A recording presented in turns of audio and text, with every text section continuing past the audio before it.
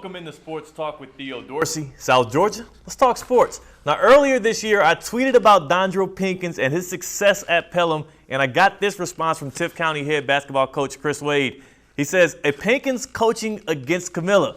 Yes, Coach Wade. This is his fourth year doing it, and he's doing it very well, might I say. Pinkins made his name as a multi-sport athlete at Mitchell Baker, but today he stands proud as the leader of the Hornets. Since taking that job in 2015, he's earned Pelham its first winning season in over a decade. He's not missed the playoff once, and he's coming off back-to-back 9-win seasons. He joined Sports Talk tonight for the second time ever to discuss his Pelham Hornets, who are 4-0 in the season. I want to say welcome into the show again. Appreciate you for having me. And I hope I did. I know last time I might have scared you off a bit when I beat up on him in trivia.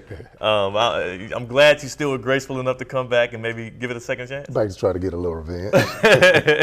Well, there it is. Your team's undefeated this year, so you got the ball rolling, and we'll see if you're able to keep that streak alive against me when we do trivia. But before we do that, people are already kind of familiar with you and your background here, especially if they're South Georgia football fans. But I like to at least give them a coaching background on you like we did last time. Let's take a quick look at your coaching resume. Okay. Of course, the last show we did, we gave a full rundown on your whole story. This time we'll go a little bit more macro here. And your first coaching job, you got a call when you were working in finance in Atlanta to come back to your alma mater in Mitchell County. And you coached there in 2008, got the head coaching job in 2009. Yes. And then coached there through 2011.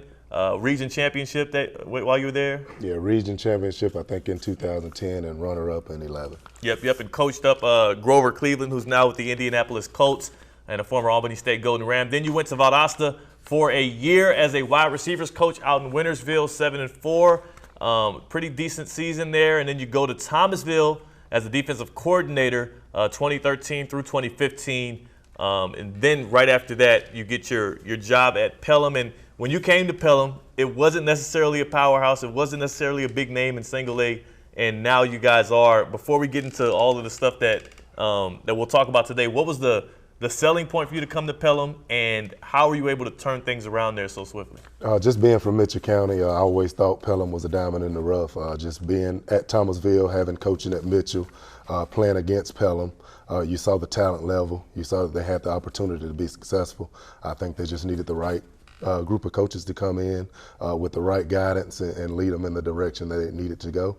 And we've put together a great staff, and so far we've had a great outcome.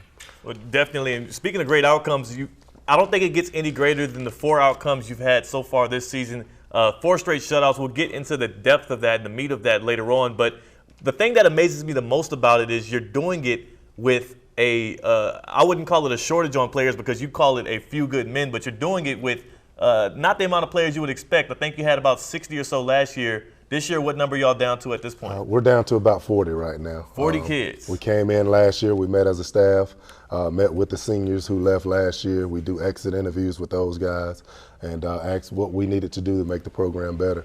Those guys said we needed guys that needed to commit during the summer. And the one thing we did was we wanted a few good men that would come in throughout the course of the off season and dedicate to football, put all their personal things aside and focus on one task, and that's doing what it takes to win.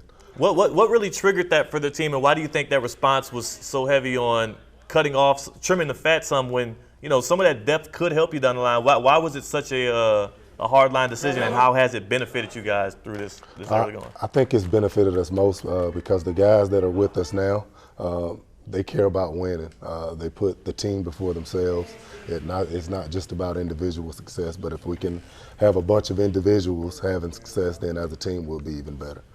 Definitely. Now you've been outscoring opponents 226-0 through 4 games. Again, we'll talk about that because that is just an incredible stat. It's a school record, and you're going for 5. We're going to get into the thick of all of that, but I want to talk about the special teams. Because when people talk about shutouts, you think offense and defense. But that third level of play where you need to dominate, every time I've gone to y'all's game, you guys have looked superb in the special teams. How are you able to make all 3 units work like that? Does it help also because you have the few good men and a lot of them are playing on each of those phases? I think it all ties into it. We talk about special teams. We start practice with special teams. We usually end practice with special teams. We tell our players that it takes a special person to play special teams. That's why we call it special. The game is started with a special team, so that's just how important it is. Usually it's a kickoff return. So we focus on that phase on Monday. Tuesday we go punt return, then Wednesday PAT field goal, PAT block. So those are just things we put emphasis on because, you know, it's a focus point in the game. If you take a look at high school, college, pros, a lot of games have been won with special teams. Definitely. And how demoralizing do you think it is for those teams? Like, I remember the Baconton Charter game, you had back-to-back kickoffs where you forced a fumble, picked it up, and scored on them. You guys were up 21-zip 3 minutes or so into the game. How demoralizing is it for a team on the other side of that, if you've ever been on the other side of that, where you're looking, you know, you're prepping to get your offense out there, you're getting really excited about the drive you have planned up, and then either you fumble the ball or you have to start on your own 10? Well, I think anytime, especially being a former quarterback, when you're getting ready as the opposing team, you're getting a kickoff return, your quarterback, your running backs, receivers are ready to go on the field, and you get a big play, a turnover like Darryl Starling did against Baconton Charter, and that quarterback has to sit down for another 2 or 3 minutes. It puts them in a situation to where now, if they had that answer and is ready to get out on the field, it kind of puts them, you know, back into the bind where they got to wait and maybe get them out of rhythm. So we always try to focus on those special teams and encourage guys to go down and create a turnover. Yeah, it's a mental game, man. It's It a mental is, game. definitely. Just like the mental game I'm going to play on you when we hop into trivia, it's a mental game. I'm ready. I'm focused mentally. We're not jumping to trivia just yet. I see you're antsy for that. I got a couple more topics for you here, and one I want to talk about is the offense because while you guys are getting the shutouts, you also are averaging 56 points per game. And one thing that I've noticed is you've been putting players in different positions. Kendrick Patterson was full-time starting quarterback last year. This year, he's been playing out as receiver some and kind of mixing it around there. How are you able to get that offense gearing up so early in the season, really? Well, we basically practice. I mean, we put guys in different positions, and what we do as a staff, we meet, and we want to put guys in position to be successful. That's the ultimate goal as a coaching staff, just finding what works best for your players. And when we go in and we game plan, we never want to get in a situation where one guy goes down, maybe at quarterback or running back, we don't have a guy ready to step up. Our motto is the next man up. So if anything were to happen to Kendrick, Darryl Starling is ready to go, and vice versa. And at running back, you have Malik Mango, Javoris Williams. We're about 8-9 deep on the offensive line right now.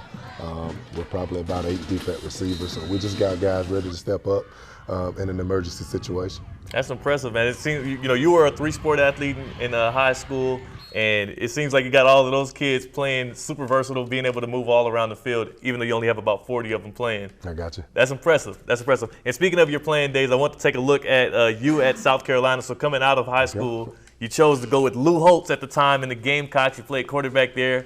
You were there for 5 years, redshirted a year, started 2 years, threw for 18 touchdowns, ran for 8. How was it playing under Holtz? How was it playing out there at South Carolina? Not the typical school that South Georgia kids have picked.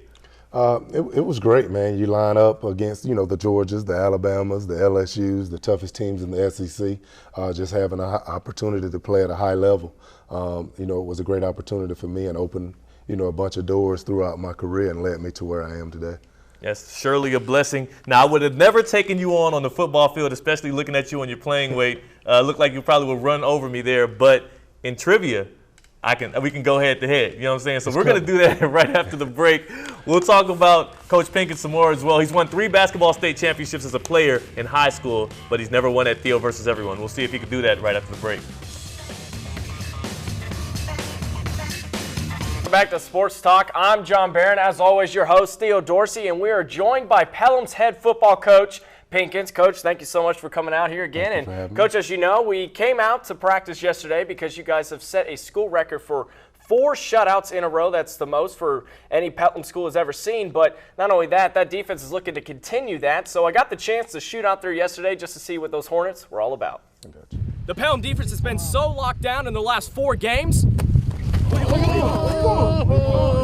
They haven't allowed a single point on the board, let alone a soul, in their end zone. The Hornets have made history this past Friday after their commanding victory over Terrell County as they won 65-0, giving them a school record for 4 shutouts in a row, Go! the most Pelham High School has ever seen. It means a lot. We've dreamed this since we've been freshmen. So now, for us to be able to do it, it means a lot. For defensive captains Javarius Williams and Treon Pace, this is a dream come true. Go, go, go, go. but it's something they knew they were capable of. We had a mindset to dominate every team we played and don't allow the offense to score on us. But if you ask them, Go! Fast. they aren't done yet. Pelham is looking to set their names firmly in stone and see how long they can hold this record. It means a lot. We'll be the only team here to ever do 5 shutouts, so we're just aiming high and playing for our goal. Hornets head coach Dondrial Pinkins says he's proud of his team and staff, but he knew this was something they could accomplish. Now they need to maintain it. So defensively, we just want to kind of keep it going, challenge the guys and the coaches as well to go out and play well, come up with great game plans, and we feel like if we can do that week by week, we have a great chance of winning ball games. But the Hornets offense is nothing to shy away from. The Hornets offense have scored a total of 226 unanswered points. For junior quarterback Kendrick Patterson, it's a relief to know that his offense can work on the field and never have to look at the scoreboard to see if they're behind. It made me feel like everybody's doing their part, you know. Everybody's not being selfish, everybody's being as one team. Now, Pelham's not sure how long this streak will last, but one thing they do know for sure, they'll go hard every game. In Pelham, John Barron, WALB, News 10 Sports. Yeah. All right, Coach. Well, Theo was talking a lot of smack during your first segment, so I think it's now time to put him in his place. All right, ready? So, question number 1. Let's see if Coach can take one home, and Theo, go back in the studio. Again, it's another loss. 2-on-1 against. Well, he lost last week. Let's see if we can make it 2 in a row. Ready? Question number 1. Who hasn't won a Super Bowl, Minnesota Vikings or Tampa Bay Buccaneers? Minnesota Vikings. That is correct. I did not know if he actually rang it because it seem sounded like it happened at the same time. We both rang, right? Yeah. Okay. I'll concede that one. I know I'm going to really stack them up. Because he answered it correctly? All right, question number 2. Brett Favre played at Southern Miss for 4 years and then was drafted in the second. I'm not reading the rest. That is correct. I was like, I'm not going to read the rest. He does that all the time. You don't I need don't even to. get it. You don't need. The Atlanta Falcons was correct. Number 33 in the draft pick. Ready? Question number 3. This is your last multiple choice, okay? All right. Question number 3. Who holds the record for the most amount of championships in the NFL? Green Bay Packers? Come on now. Pittsburgh Steelers, one for the thumb. Now, if the question's going to be this easy for a brother like me, okay, just take it back out. Just take it back out. It's cool. The key word was championships, not Super Bowls. That's great. Before there were Super Bowls, there were championships. The answer was Green Bay with 13. This is awkward. Wait until I finish the question. All right. You had to take the ball out. All right, That's the first. Hope you felt good on that one. Question number 4. Now you have to provide me with the answer. There's no multiple choice. Ready? All right.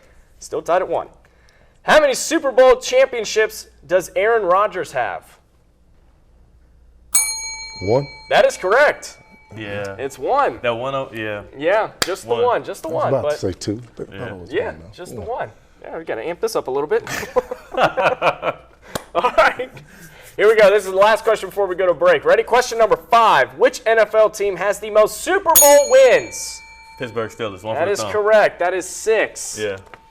That was a lead-up Yeah, question. well, that wasn't meant to be, but he made it somehow a lead-up question. When we come back, we'll see if Coach can go ahead and take the lead. When we come back in trivia, don't go anywhere.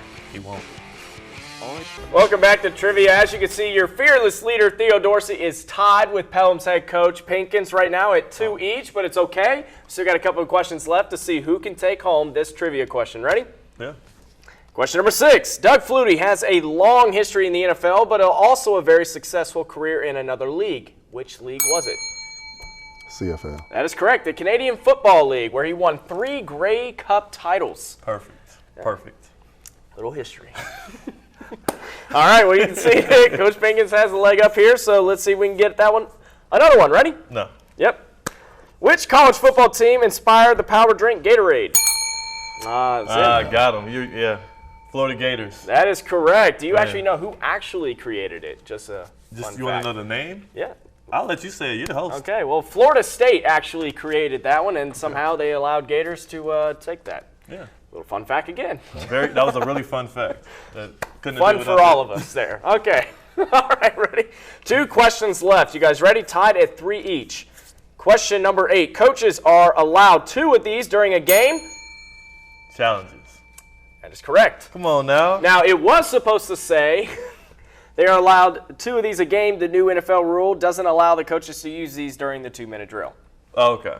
challenges. Yep. Well, you can go ahead and just way to ruin this for me, man. How many more questions we get? One. This is one more? question. Oh, this is a 2-point. So this Did you is see the 2 last one, points. too? Oh, look at him! Look at him! You already seen the last question? Oh, I thought he was just like looking over my shoulder. First of all, who wants you to win? The guy with the questions. This guy. Let me get this one. We'll have And a speaking tiebreaker. of, no. All right, well, listen, this question is worth 2, okay? So Coach can either win it or Theo can be annoying and just take it all the way, okay? That's what I do. Okay. Matter of fact, I'm so confident I'm starting with my hands on my hips. Yeah. You done? I'm not done. I'm pretty sure at home they're ready to get this question out of the way. Ready? Question number 9. Which university has the longest win streak with 47 and is also nicknamed the Sooners? Oklahoma. Shouldn't have started with your hands on your hips now, should you? First of all, That is a question. It was not a little side thing. Also nicknamed the Sooners. yeah, but like you have to throw the Sooners in Right, there. because I was going to say 47 and you were just going to go Oklahoma. No, that is a lie beyond belief. But when we come back, we'll hear a little more truth from Coach about his experience at Pelham and more. We'll be right back. Welcome back to Sports Talk with Theo Dorsey. I'm Theo Dorsey. That's the stat man, John Barron. And we got Dondrial Pinkins, head coach of the Pelham Hornets. In his 4th year, the Pelham Hornets 4-0 so far. They got Miller County this upcoming Friday night, and that'll be one that they're trying to get a shutout record in 5 straight. But I want to talk about something that I feel like might influence the 2018 team, and that's 2017 and the way it ended. I know in the playoffs you failed to Macon County, but before that, you had a shot yourself to go into your hometown and win the region championship against Mitchell County. It was a game highly anticipated, a lot of people in the crowd there. My first question about, as we take a look back at that game is, how much trash talk have you gotten from your hometown following that game, and what were some of those interactions like when Mitchell County were able to take you guys down? Well, it's trash talk, I think, before and after that game. It's a year-long deal. Family members, friends, they talk about it all year. The first game of the season, are you ready for Mitchell? And we're just trying to take it week by week. What I think we learned from that game last year is the reason you play the game is because stats and all that doesn't matter when it becomes a rivalry game. You can come out and play your best, or you can come out like we did and probably play your worst game. So we'll take that, we'll build on it, and hopefully this year when that game comes, we'll have a better performance. Is there anything in that game you felt, because I know it was one of those things where you came out a little flat, just had a bad game. Was there anything in that game that you guys, that you helped to, maybe that you used over the offseason or pointed to as, we can't have this happen again because something like this can happen on the big stage where you could have locked up a region championship? Just missed opportunities. We had a lot of missed opportunities and turnovers. So in practice now, we don't repeat plays. We get one opportunity to do it. If we don't get it right, we move on to the next one. And, there's some consequences for those actions. Gotcha. Well, also another big thing is your defense has definitely shown that this is not the same team they were last year. Last year they got shut out 22-0. You saw in that region game, but now they're the ones shutting out teams left and right. I mean, you guys have gone a school record of 4 in a row shutouts. Not only that, your offense is doing what they need to do on that side of the ball. 226 points these last 4 games. 56-point average. So the team is definitely looking like they're brand new, but they have a mission upon them, like something they're trying to do. Did you know that right in the preseason that this was going to be the team that they are right now? We knew in the offseason we had a great group of guys coming back from last year. We had a lot of young guys last year, but they got a lot of experience. And with the coaching staff we had coming in, we knew that we would be able to put together great game plans. And these guys are doing a great job of executing it. We tell the coaches all the time that I don't care how great of a coach you are, you're only as great as your players, and our players are doing a phenomenal job for us right now. And surely looks like that. And, some of your big defensive players, Treon is doing his job and also highly recruited, but your quarterback doing a good job as well. He's playing a little bit of Ironman football, isn't he? He is. He's playing both ways. He's very instrumental in the special teams portion of the game. We're expecting big things. We put a lot of weight on his shoulders, and he's done a great job carrying us. Got you. Well, the Pelham Hornets, 4-0 so far as we spoke. Friday night, they'll be going for the 5th straight win, 5th straight shutout against Miller County. One thing I do want to add, Miller County dropped 82 points last Friday, so shutting them out going to be a tough task, but it's something you guys have been doing over the past few weeks. You got some experience doing it. We'll see how that goes. We'll have all those highlights on the Locker Room Report Friday night. Thank you so much for joining us, Coach Pinkins. Thank y'all for having me. Not so happy about the loss there. I know y'all worked as a tandem. As always. We'll see you next time on Sports Talk. Have a good night.